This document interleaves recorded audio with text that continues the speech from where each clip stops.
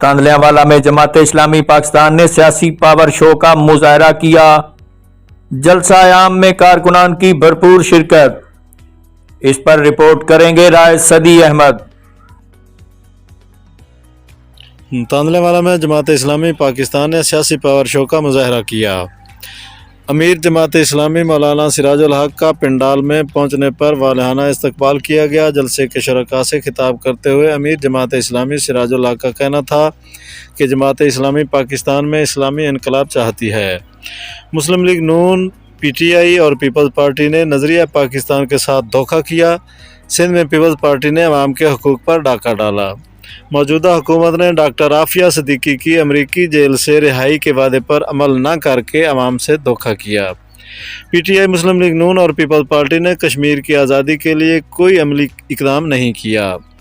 PDM की मुश्तरका हुकूमत ने करप्शन के ख़ात्मे के लिए कोई कोशिश नहीं की। जमात इस्लामी जब इक़्तिदार में आएगी तो कश्मीर की आज़ादी पर अपना वादा पूरा करेगी। पाकिस्तान के मौजूदा हुक्मरानों ने किसानों के हकूक़ को गस्ब किया। PTI ने तब्दीली के नारे पर आवाम को बेवकूफ़ बनाया।